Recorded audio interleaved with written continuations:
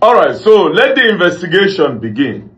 You see this case involving Ahmed Tajudeen, who is being accused of unaliving Sheriff and Prince Ademola Akinloye. We go further to expose a lot of corruption in the justice system of this country.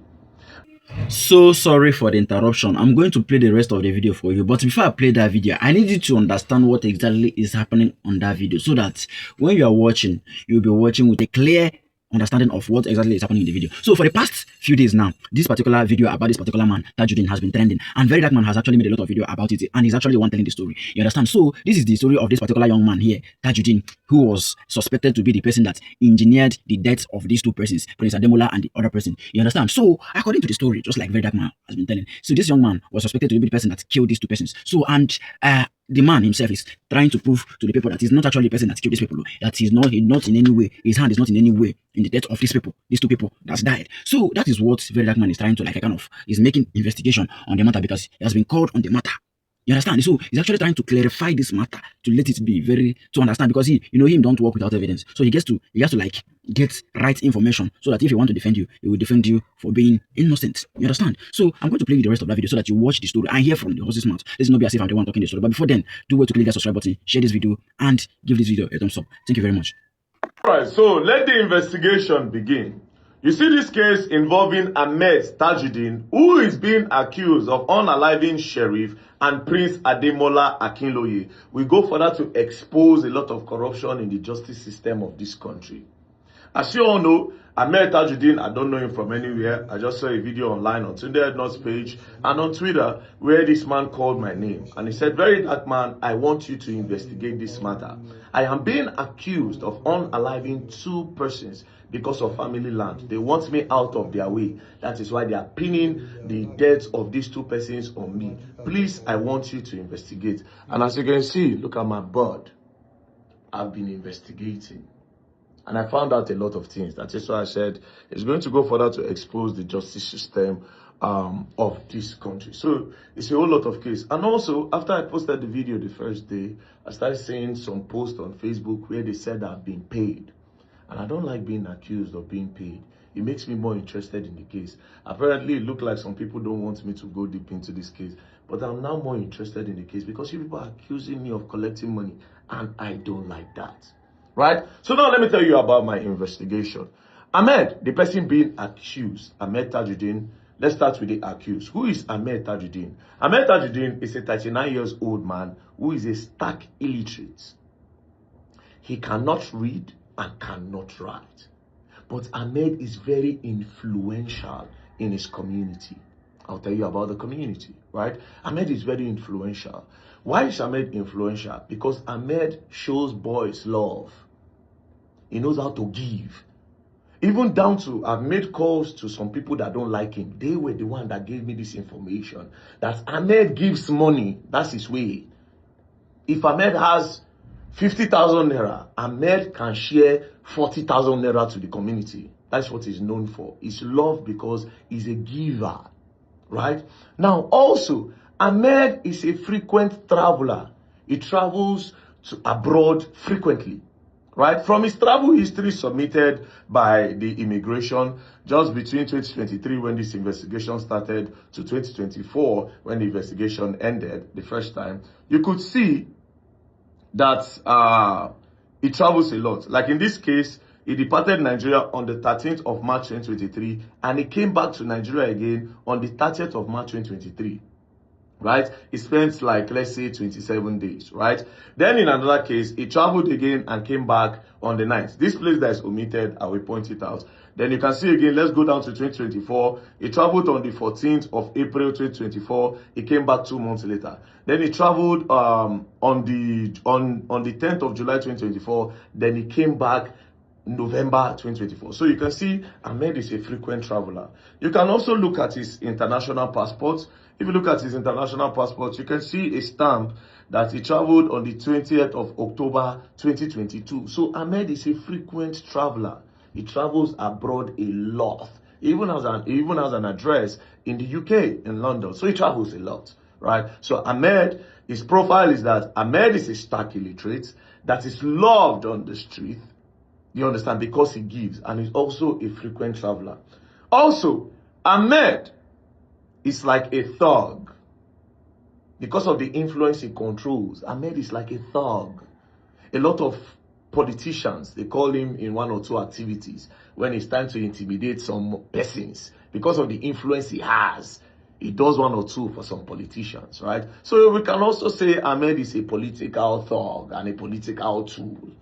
Do you understand? So we can call him a Robin Hood at the end of the day. So that is for Ahmed, the person being accused.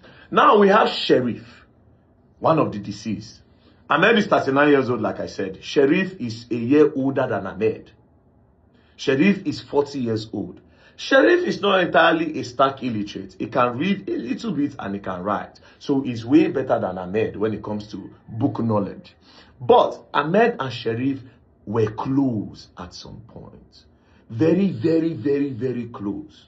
It is even said, based on my investigation, that Ahmed bought the car that the deceased was using until his death. That was Ahmed that bought it for him. It is also said that it was even Ahmed that helped him complete his building, his house. It is also confirmed that Ahmed was the first person that took Sheriff out of Nigeria and took him abroad.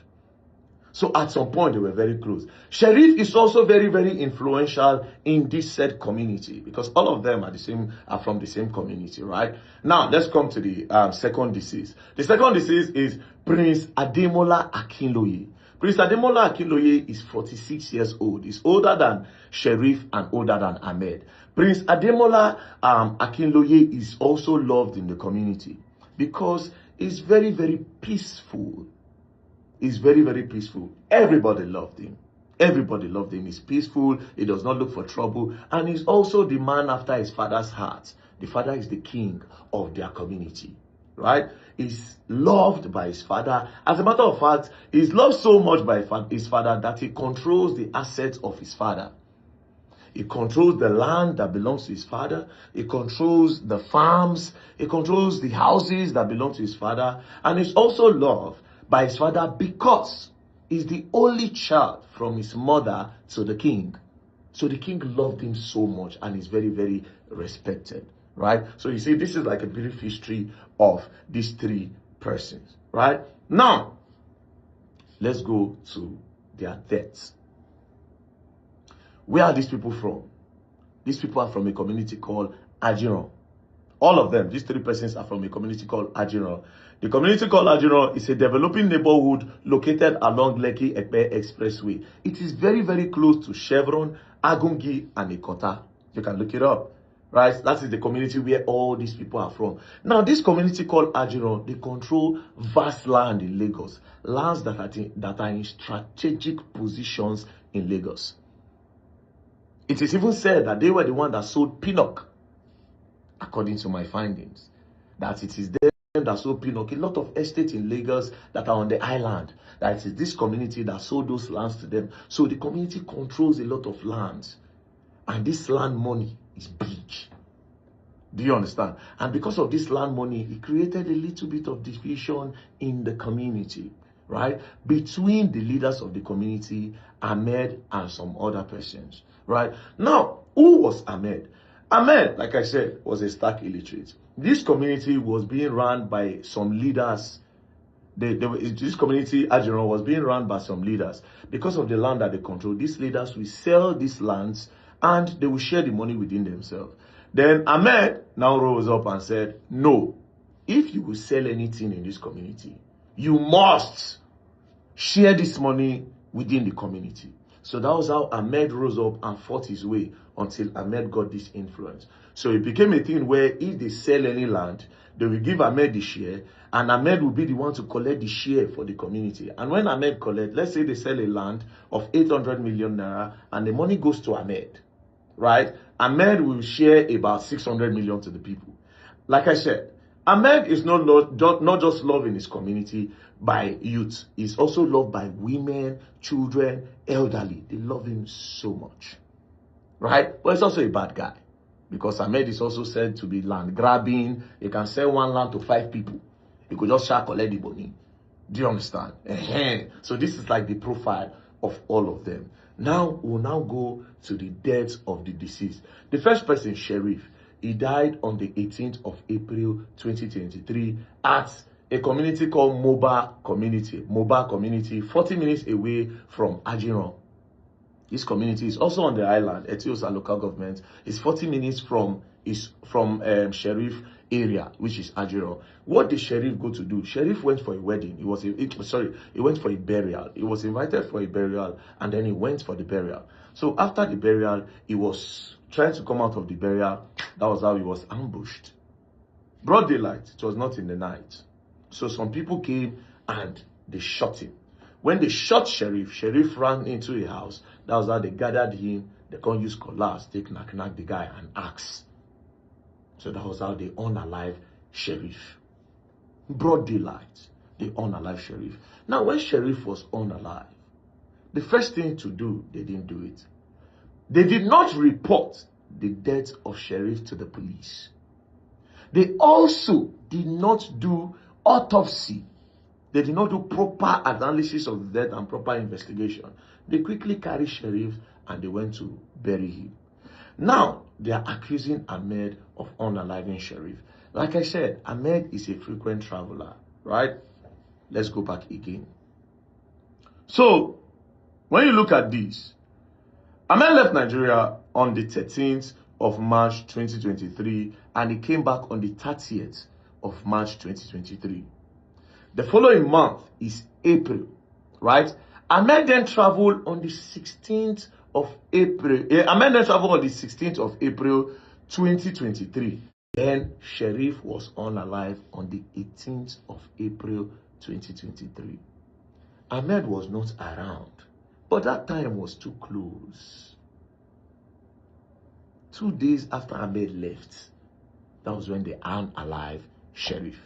And if you remember, I said they were having a little bit of a problem.